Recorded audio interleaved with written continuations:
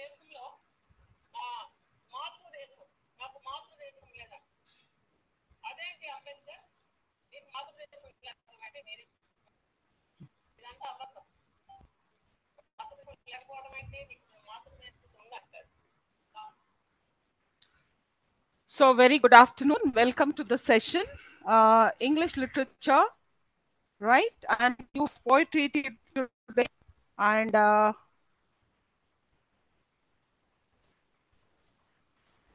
I'll be sharing the screen here. I hope you all can see the screen here.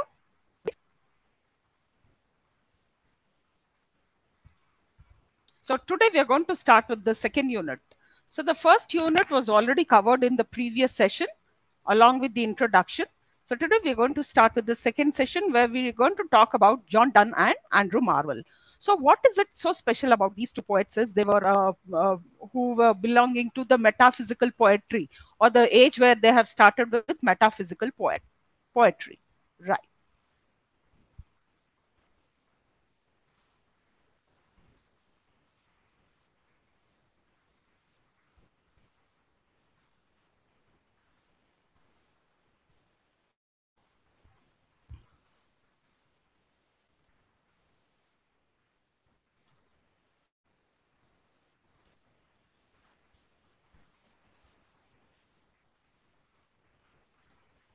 So let us move on to the next slide. So what is this metaphysical poetry? Here, this is a kind of a poetry. See, earlier in the previous session, we are done with the sonnets. Okay. Now, in sonnets of, we took up in the first unit, this the sonnet of William Shakespeare's and John Milton's. And then again, we are into the second unit. And these two poets are mostly, they are termed as the metaphysical poets. Okay. And this emerged during the early 17th century, a time of significant religious and political upheaval in England. So the English Civil War and the tensions between Protestantism and Catholicism contributed to a climate where questions of faith, the afterlife, and the nature of existence were intensely debated. The poets of this era were reacting against the more classical and Petrarchan love poetry that had dominated the previous century. Metaphysical poetry stands out for its intellectual rigor, emotional complexity, and innovative use of language. The poets blended the emotional and the intellectual, using striking metaphors to explore the big questions of existence, love, death, and spirituality.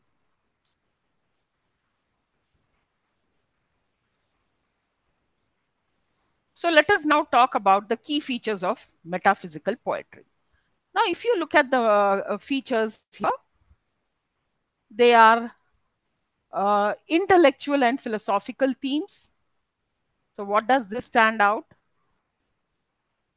They often engaged with deep philosophical questions, addressing topics like the nature of existence, the divine, the human consciousness, and their poetry is reflective and often metaphysical in the sense that it deals with the abstract, non physical questions.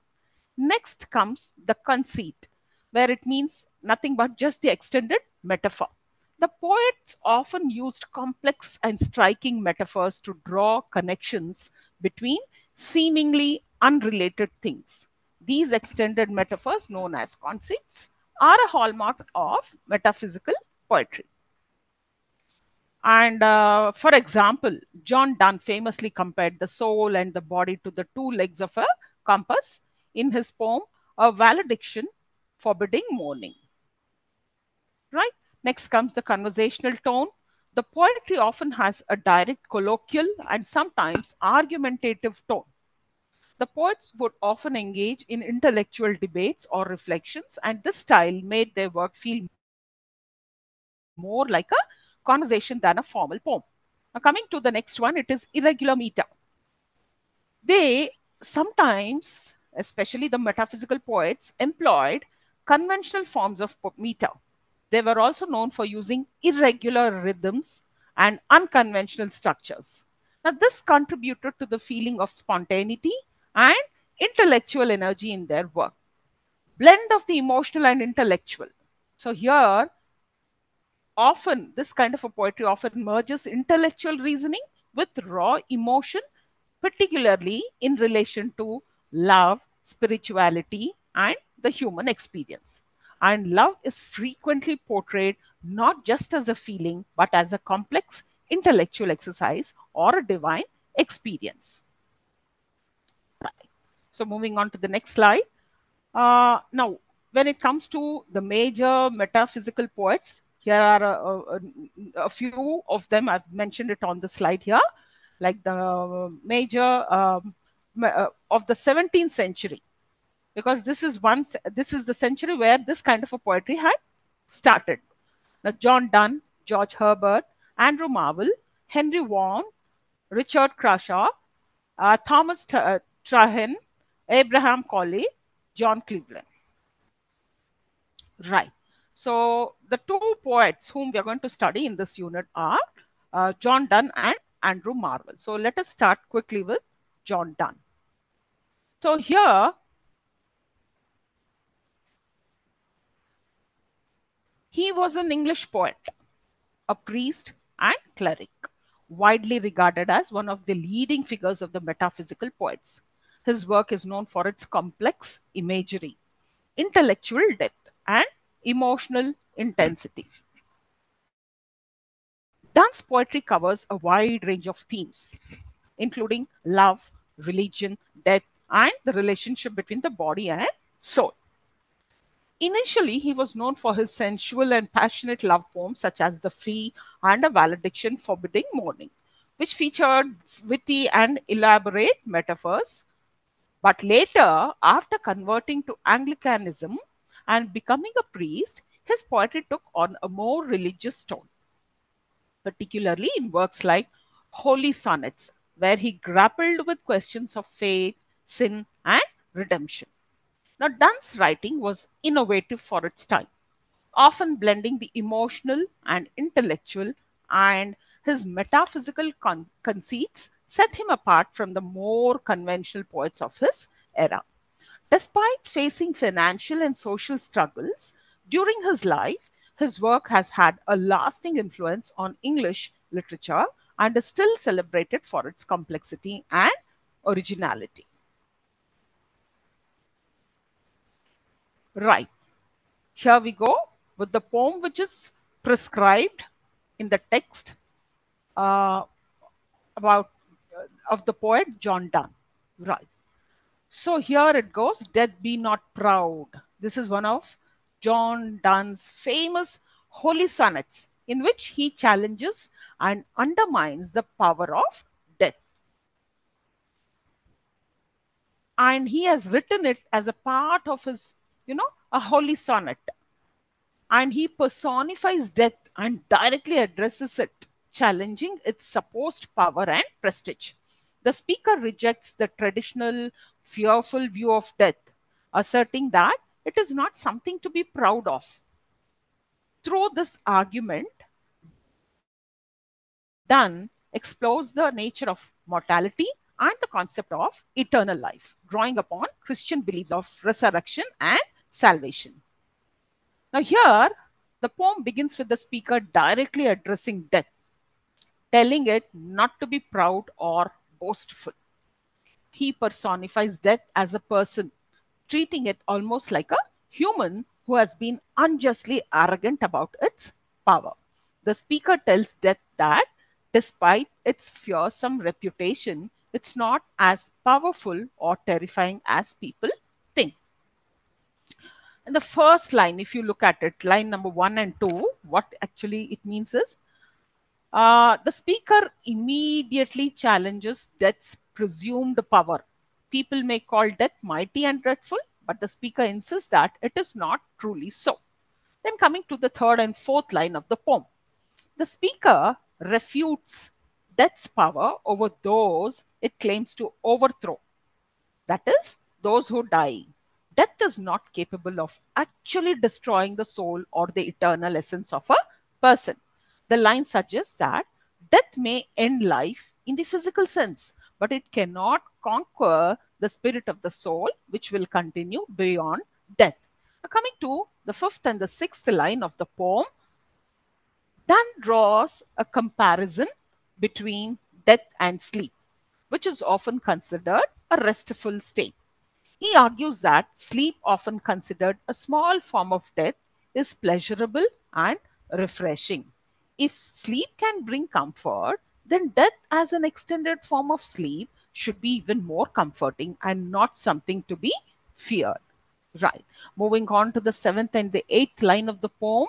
Here, Donne acknowledges that death may come even to the best of people, but in Christian belief, death leads to the soul's salvation and release from the physical body. Death is not an end but a transition to eternal life, where the soul is freed. Now, coming to the ninth and tenth lines.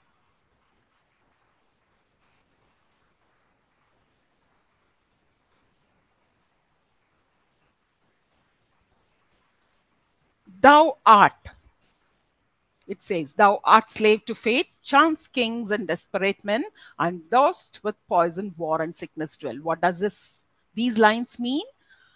Here, Donne goes to diminish death's power by saying it is not independent or all powerful.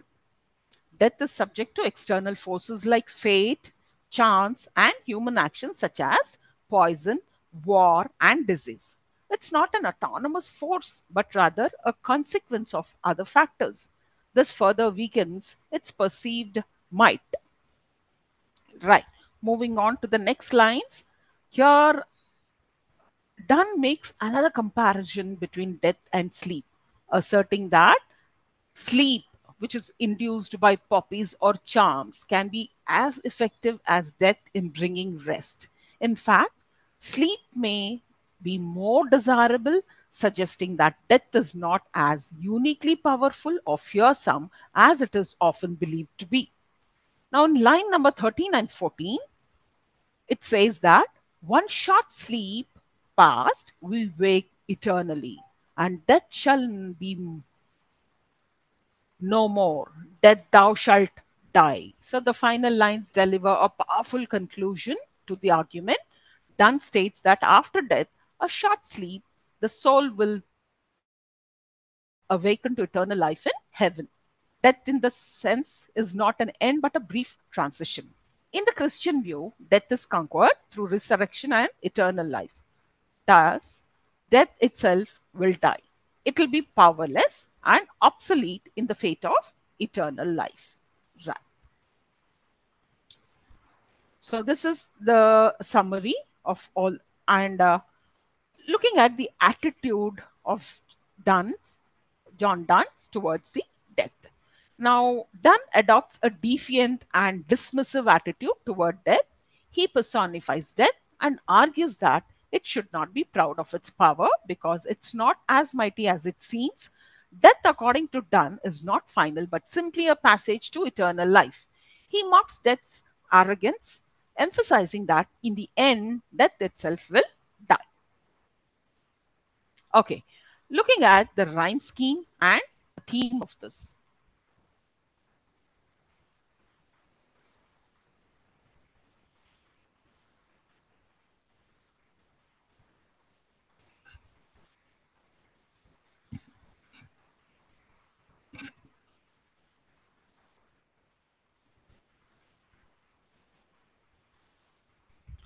The rhyme scheme here follows the typical rhyme scheme of a Shakespearean sonnet. ABBA, ABBA, CDD, CDD.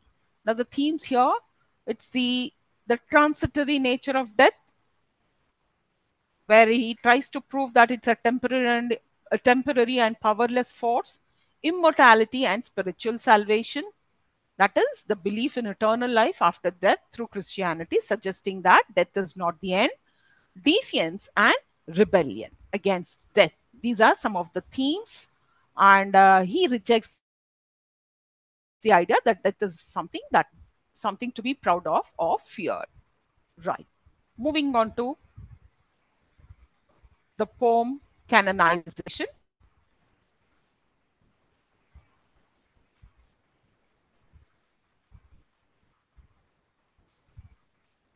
Okay, here this is again another poem by John Donne, which is prescribed in the textbook. So the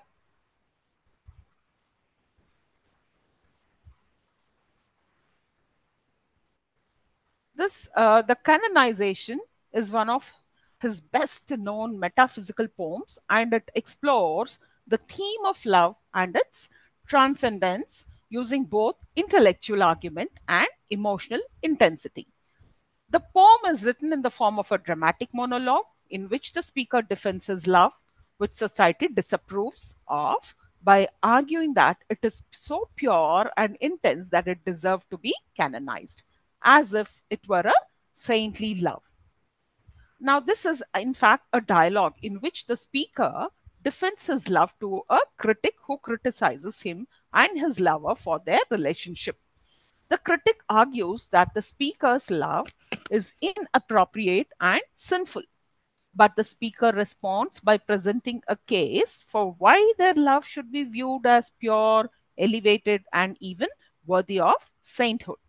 So, in the first stanza, the speaker begins by addressing the critic, saying that their love is so powerful and pure that it will eventually be remembered and celebrated for its greatness. He argues that the lovers are above the ordinary judgment of society and that their love will achieve eternal glory, regardless of earthly opinions. In the second stanza, the speaker turns his attention to the idea of canonization, the process of declaring someone a saint. He compares their love to the lives of saints, saying that their love, though unconventional, is no less holy. He implies that the love between him and his partner is so intense and selfless, that it mirrors the devotion of the saints, making them worthy of canonization. In the third stanza, the speaker expands his argument, stating that the love between him and his lover transcends physical boundaries and earthly concerns. So, their love is so powerful that it can only be understood in spiritual terms, and it has the ability to transform them into something sacred.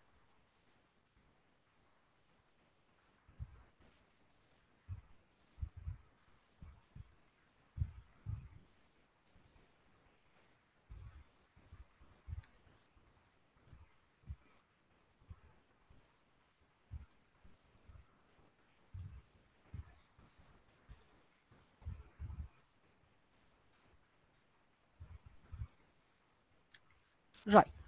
The final stanza, here it emphasizes that their love will live on beyond death. Their love, being spiritual in nature, will not die. It will be remembered and revered. The lover's canonization will be eternal, unlike the transient and material concerns of the world. And this enduring love, the speakers argues, should be revered, not scorned. Right.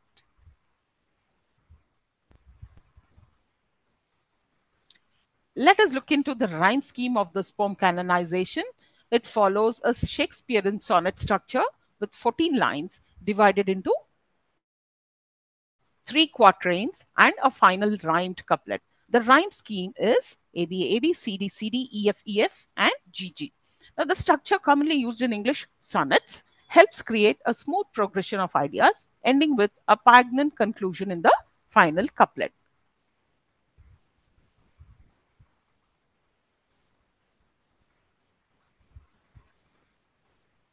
Right. So, use of conceit. A conceit is a distinctive extended metaphor used to link together disparate ideas. In the canonization, Donne uses several metaphysical conceits to illustrate the theme of love's transcendence.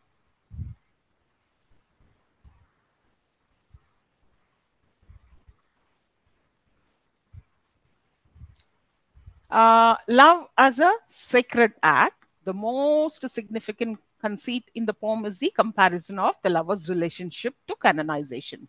So, the process of recognition, recognizing someone as a saint, the idea that love could be elevated to the status of sainthood as a powerful conceit that merges with love and holiness, turning the personal into the sacred.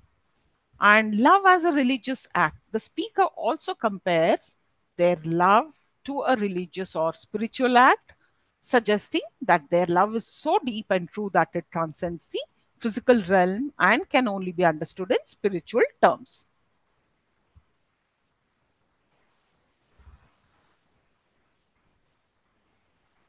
Right, let us look into the metaphysical aspect of the poem. The metaphysical quality of Donne's poem lies in its intellectual exploration of love through complex imagery, paradox, and wit.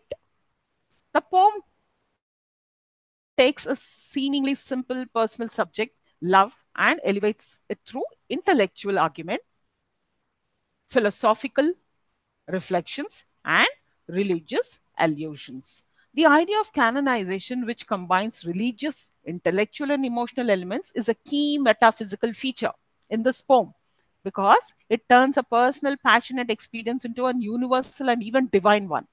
So, the conceit of comparing love to sainthood and holiness allows the poem to transcend personal experience and tap into larger universal ideas about the nature of love, sanctity, and immortality.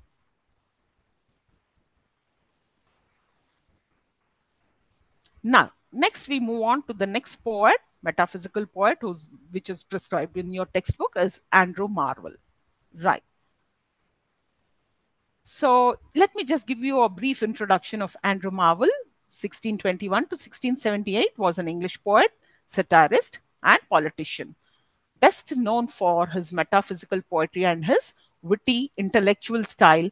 Born in Yorkshire, Marvell was educated at Cambridge and later became a member of parliament, where he was involved in political and public affairs, especially during the turbulent times of the English Civil War and the interregnum. Marvel's poetry often combines themes of love, nature, time, and politics, and he is widely recognized for his metaphysical style.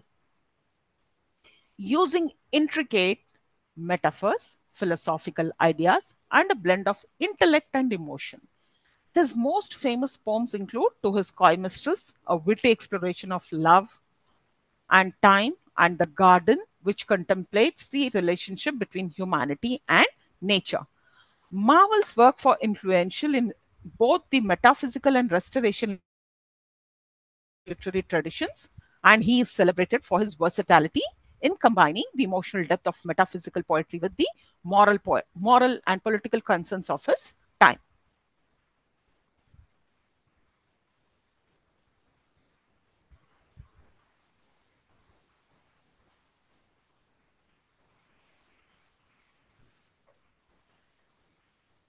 Okay, let us quickly look into the summary of the poem. This is on Mr. Milton's Paradise Lost. It's a kind of a poetic tribute to John Milton's Paradise Lost, the epic poem about the fall of man, the rebellion of Satan, and the biblical creation story. So, Marvel's poem is both an admiration and a critical reflection on Milton's monumental work in this brief but dense piece. Marvel praises the grandeur and depth of Paradise Lost, while also offering a thoughtful commentary on its vast scope and the intellectual labor involved in writing such a masterpiece. Right.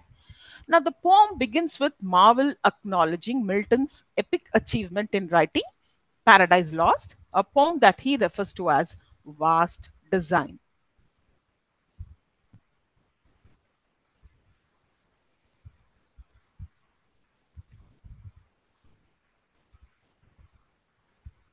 He notes that Milton's work, though physically slender in length, is enormous in scope and intellectual power. Marvel suggests that although Paradise Lost might seem like a slender book, it contains an immense and profound vision, embodying a monumental undertaking. In the second stanza, Marvel explores the vastness of Milton's ambition, pointing out that the poem tackles grand and weighty themes like the fall of man, the rebellion of Satan, the question of free will, and the nature of God's justice. Now, Marvel admires Milton's courage in attempting to represent such as immense and difficult subject, knowing that it would challenge even the greatest of poets. Marvel expresses his admiration for Milton's boldness in tackling such a grand design, acknowledging that Milton's work transcends the traditional boundaries of poetry and moves into the realm of philosophy, theology, and moral reflection. He also comments on the intellectual labor required to write such a poem, one that engages with profound questions about humanity's place in the universe and the nature of good and evil.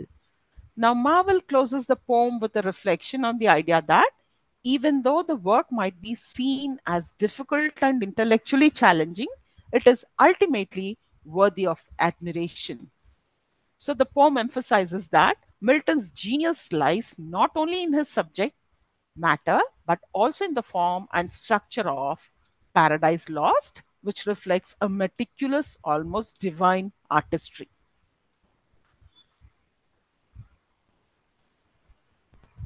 Right. So, moving on to the next slide. Here are a few key phrases and their significance. You come across something called slender book. He uses this phrase to describe Paradise Lost, a book that is physically brief compared to its intellectual and thematic weight.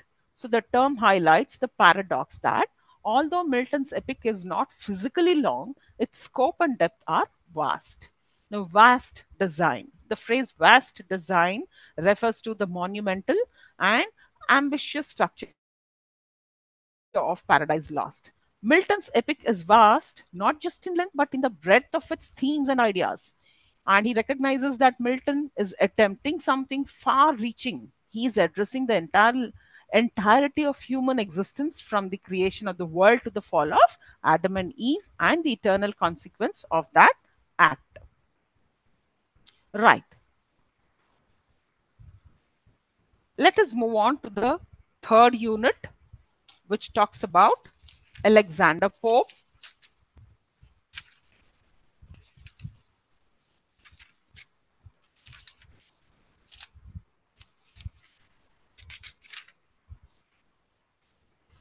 That is Ode on Solitude. Then, right. Then we will wind up here because we'll start with block 2 tomorrow, right? Okay. So here we go. Alexander Pope.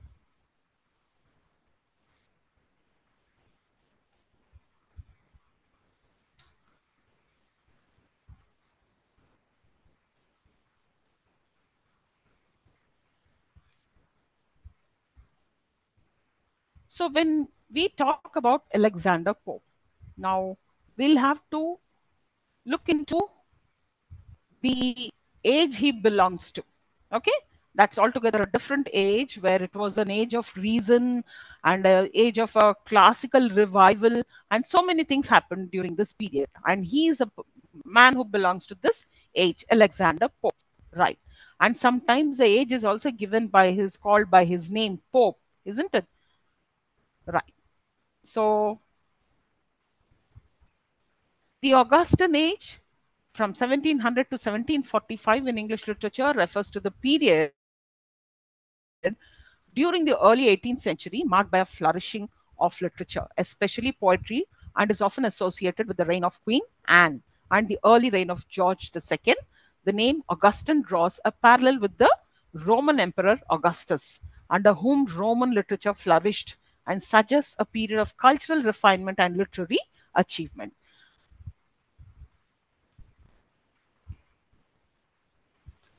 Looking at the characteristics of the Augustan age. You know why we need to peep into the characteristic features? Because that is what happened to reflect in the poems of these poets, right? The first one is satire and wit. Now, the period is known for its use of satire, a literary form that critiques society, politics, and human nature through humor, irony, and exaggeration. Writers such as um, Alexander Pope, Jonathan Swift, John Dryden excelled in satirical works targeting social issues and political corruption. And satire was used to reform society or expose its flaws. Neoclassical influence. The Augustan poets were heavily influenced by the classical ideals of ancient Greek and Roman literature.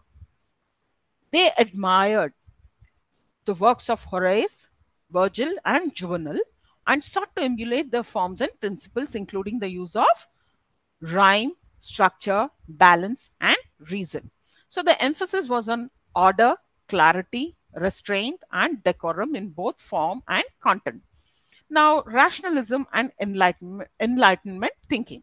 That's the most important key feature of this age. It so coincided with the rise of Enlightenment thought, which valued reason, logic, and empirical evidence. Writers of this period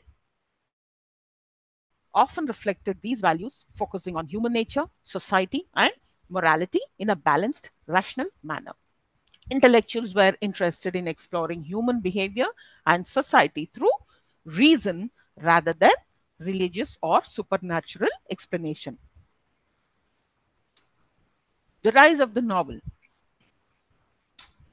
While poetry was the dominant literary form, the period also saw the early development of the modern English novel with writers like Daniel Defoe and Samuel Richardson making significant contributions.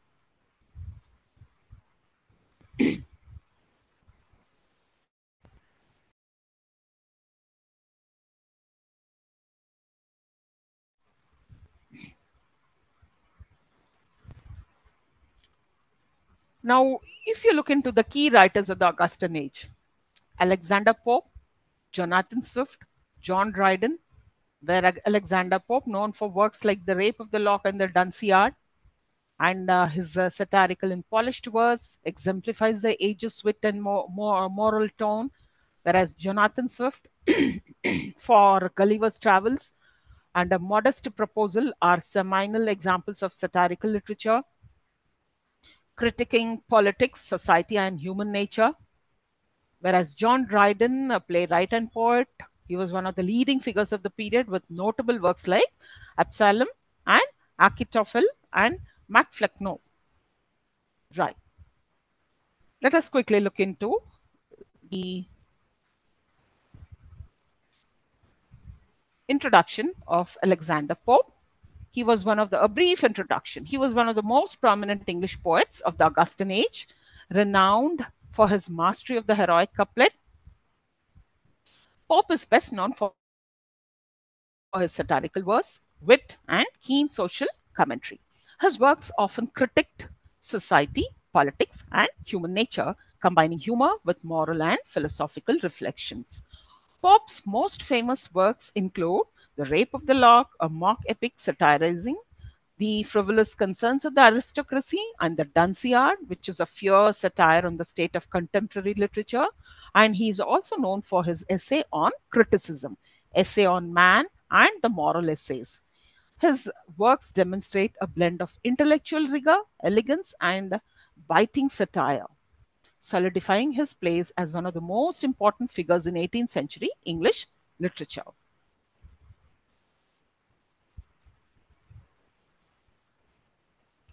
Right. Uh, Moving on to the poem Ode on Solitude. Uh,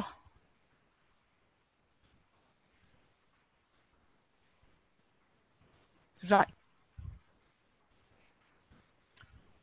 It's a Ode on Solitude is a short by Alexander Pope. It's a short lyrical poem that reflects on the virtues of solitude and the peacefulness of a life way away from the noise and distractions of society. Written in 1700, it embodies Pope's admiration for a simple, contented life in nature, free from the complexities of the modern world.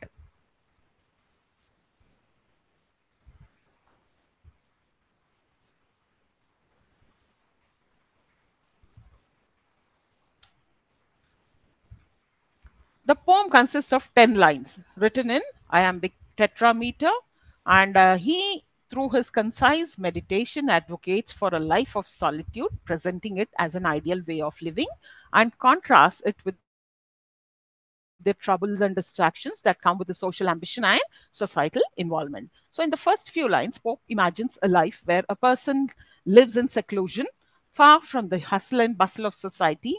He describes the solitude as a place of peace and contentment. The person in this case is free from the worries of fame, power, and wealth. He or she is content with simple pleasures and there's no yearning for public recognition or material gains. So, in the middle of the poem, he asserts that the solitary person is free from the pressures of ambition. They do not strive for things that are often out of their control and are not disturbed by the struggles and stresses of trying to impress others. The solitary life is filled with inner peace, and Pope emphasizes the idea that one who lives alone can enjoy the natural state of life without the corrupting influence of society. Now, in the final lines, Pope imagines that such a life, although free from worldly concerns, is also one of that can lead to personal satisfaction.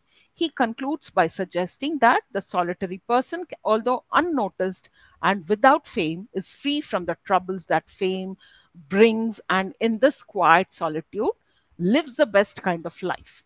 The ultimate reward is the ability to lead a life in accordance with nature without needing the approval of recognition of others. Now, coming to the themes of the poem. Here we have the themes such as the virtue of solitude, contentment over fame, critic of social ambition, natural harmony. These are some of the themes of the poems. Right. So here we are going to stop for the day, and in the next session we'll start with block 2, and it comprises of British poetry. That is totally a different thing. Like William Wordsworth, that means they belong to the age of the next age thing, and